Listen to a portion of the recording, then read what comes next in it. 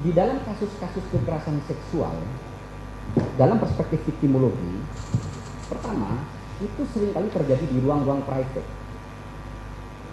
Sehingga apa? Pasti minim buktinya. Satu-satunya bukti yang biasa dihadirkan oleh jaksa adalah visum. Saya membaca banyak tulisan visum.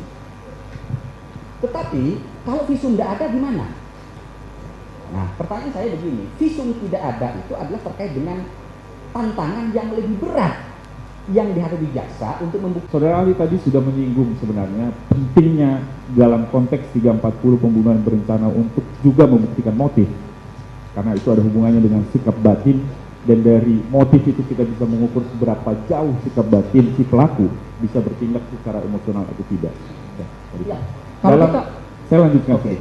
Dalam perkara ini sudah dibuktikan di pengadilan, baik keterangan saksi maupun keterangan nanti terdakwa di berita acara juga, motif yang terjadi pada tanggal 8 dalam hubungannya dengan kejadian peristiwa di tanggal 7, kekerasan seksual terhadap saudara Putri Chandrawati yang dilakukan oleh J.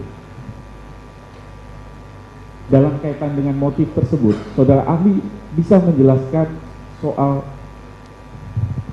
kerangka kekerasan seksual, kejahatan kekerasan seksual, dan bagaimana berdasarkan penelitian-penelitian, baik itu kaitannya dengan korban, terutama dengan korban, dan bagaimana reaksi korban terhadap peristiwa kejadian kekerasan seksual. Bisa saudara ahli jelaskan?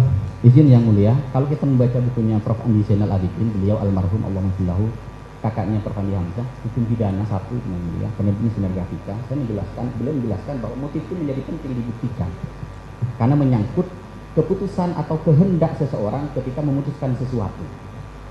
Itu yang pertama. Yang kedua, saya tidak akan boleh masuk ke terlalu jauh ya, kalau kemudian psikologinya. Tapi begini, saya ngajar mata kuliah viktimologi yang mulia, saya nulis buku tentang itu, saya nggak bawa itu kan.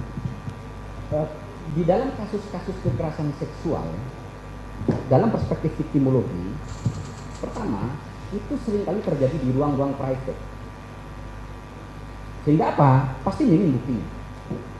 Satu-satunya bukti yang biasa dihadirkan oleh jaksa adalah visum. Saya membaca banyak tulisan visum. Tetapi kalau visum tidak ada, di mana? Nah, pertanyaan saya begini, visum tidak ada itu adalah terkait dengan tantangan yang lebih berat yang dihadapi jaksa untuk membuktikan, tapi dia tidak menghilangkan tidak adanya kejahatan. Dan jangan disimpulkan bahwa kalau korban tidak melakukan visum tidak terjadi kejahatan. Kenapa? Karena begini yang mulia, dalam perspektif viktimologi, korban kekerasan seksual itu tidak semuanya punya keberanian untuk melapor. Banyak faktor. 1, riset saya menunjukkan bahwa korban kekerasan seksual ketika melapor, dia akan mengalami yang namanya viktimisasi sekunder. Apa? Perlakuan yang tidak senonoh, tidak enak dari banyak aktor.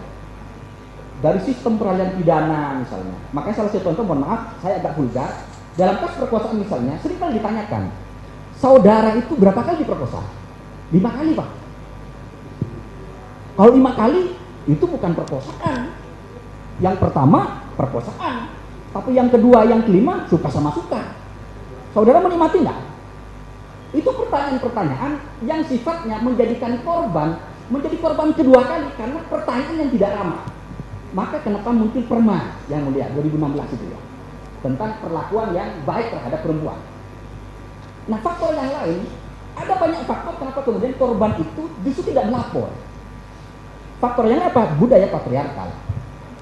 Di negara-negara berkembang, riset saya menunjukkan bahwa budaya patriarkal, bahwa yang berkuasa laki-laki, perempuan itu selalu menjadi nomor 2. Makanya kasus yang di Jawa Timur, ketika ada seorang bapak ya memperkosa anaknya sampai anaknya melahirkan, ketika terungkap di persidangan, itu salah satu alasan mengapa dia tidak berani melapor, karena keluarganya yang melarang melapor. Kenapa? Dianggap itu adalah aib. Ini kajian viktimologi. Jadi apa artinya?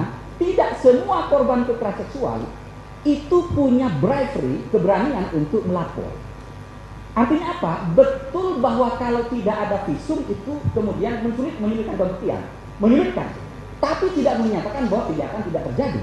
Kenapa? Karena banyak sekali alat bukti yang bisa dihadirkan. Apa? Psikologi bisa menjelaskan itu. Apa contohnya? Orang yang diperkosa itu pasti mengalami trauma. Nggak ada itu orang setelah diperkosa dia ketawa-ketawa, nggak ada. Maka gimana kan membuktikan? Hadirkan ahli psikologi untuk menjelaskan itu. Saya tidak punya kompeten untuk itu. Demikian dari saya, Mulia. Terima kasih, saudara ahli. Kami lanjutkan sekarang ke bahasan soal penyertaan.